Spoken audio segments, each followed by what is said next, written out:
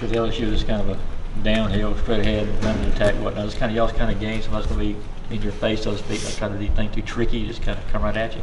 Definitely mano y mano. I mean, at the end of the day, that's what you really want. I'm expecting physical, downhill game. That's what we're preparing for.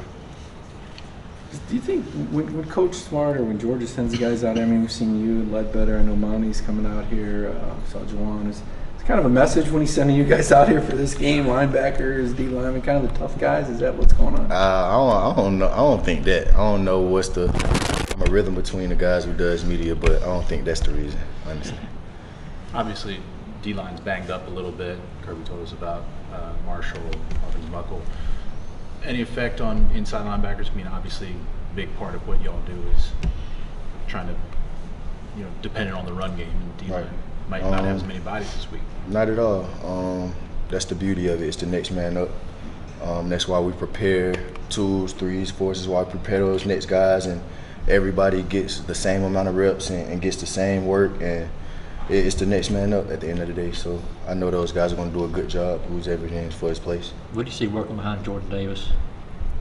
He's growing really fast. He's growing fast, man. He's growing really fast, and we need him.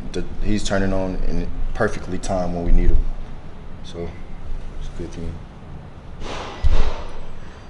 Do you think too much has been made of the downfall of the Georgia front seven? I mean, I know so many guys were lost from last year, but we've heard all year about not enough tackles for loss or sacks. Is that kind of overblown that the front sevens? I mean, that's just the critics. That's just, guys get paid to do that, to talk about.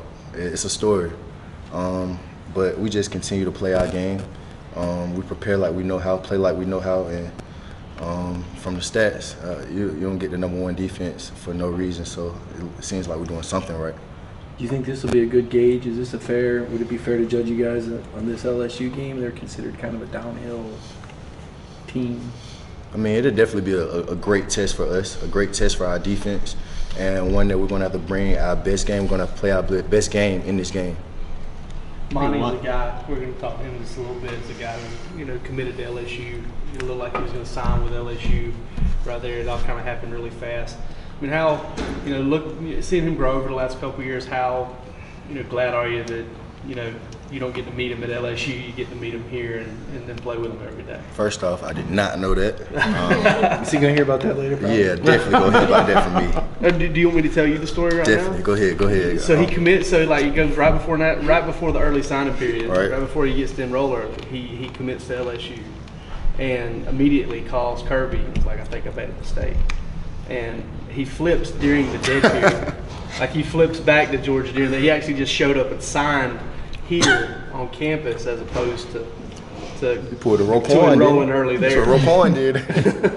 So that's kind of the story. Nah, but definitely I'd rather have him with me than against me, honestly, man. I feel like he's going to be a phenomenal player. He's already a great player. He just has a knack for the ball. You can't beat nobody like that. You can't beat him. What's one word you would use to describe Monty though? You had to pick one word. Relentless. Relentless. It don't matter. Blood, sweat, tears. He get the job done. He get the job done. He does whatever's asked upon him.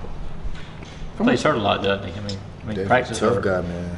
Some about them Alabama guys, man. Them guys that come from Alabama, they tough. How much do you know about LSU? You know about the Mike the Tiger cage and all that stuff? Yeah, I know a little bit about it. But does a guy like you at this stage of your career still get excited to go new places? Is this a stadium you're looking forward to playing in? Personally, yes. I feed off pressure.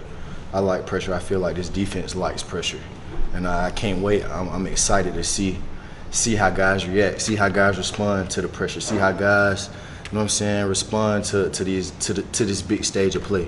I can't wait. I'm so excited. You mentioned pressure, and a word that Kirby used a lot is adversity. Look at last year, some of the games, the Notre Dame game, they faced some adversity there. Is that something that you look at as a leader on the defense, just wanting that kind of adversity, or is it more of let's just win the game? Definitely. If you're someone that want to win and is used to winning, adversity is a part of the process. So I feel like that's something you look forward to rather than shying away from it. You look forward to adversity. We go through adversity every day in practice. like Coach says, I'm sure y'all heard him say it before, we try to make the practices harder than the game here. That's adversity in itself. So you try to create as much as that. Like you say, like the confidence is in the preparation. The confidence is in the preparation. So we prepare like there's no tomorrow. So on Saturday we can be as comfortable as we know how.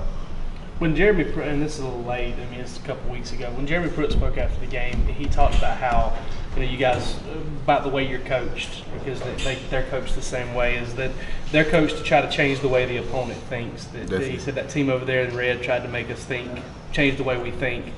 What do you think? What did he mean by that? What do you think he meant by, that you guys are coached to change the way they think? So basically, we don't judge the game based off scoreboard. We don't judge the game based off points or how first downs or anything like that. We judge the game based off how we feel physically after the game. If we feel like we physically imposed our will on the other team, if we feel like we physically dominated the other team, that's when we feel like we've had a good game. Anything less is unacceptable. Anything less is not the standard. Has there been a game this year? I mean, I know after Missouri, a lot of guys didn't feel good about the Missouri game. I don't know about the Tennessee game, but South Carolina, would that maybe be the only SEC game you guys have played where you felt that way, or is there been another one? Yeah, honestly, it's been a couple games where we felt that we could have played better, but that's just showing you the ceiling that we feel like there's still room to grow. Still room to grow. We haven't played our best game yet, and I feel like it's a positive thing that we're still working to it. We haven't ceilinged out. We haven't hit that top or anything like that. Guys know there's still room for improvement. Jordan, so I think of it as a positive thing. Jordan Davis is a player who's likely to make his first road trip this week. What's a message that an experienced player like you shares with a younger guy like that? Just keep him calm. Pretty sure to be in a tough environment. Just try to keep him calm, you know what I'm saying? Keep him from being rattled, you know what I'm saying? And just have him playing tough. He's a tough guy. Curtis more often says pressure is privilege. How do you take that statement into consideration this week, especially going into LSU? It's a privilege. It's a privilege to be on this stage. It's a privilege to be playing against this great team on this at the SEC level. So to be able to have this pressure of this big game is a privilege. The definition is within itself, honestly. I asked Ledbetter this earlier. I know you're not naive. You hear what people say. Then why are so many people just waiting for Georgia to fall? It seems like you guys are getting a lot of holes shot through you. You're number 2 and 6-0, and it seems like everybody's got something to say. What do you think that's all about? I don't know, man. I don't know. At the end of the day, everybody's after the top dog. We are number 2 in the country, but we're not number 1, so we're after the top dog or whoever that may be at this point.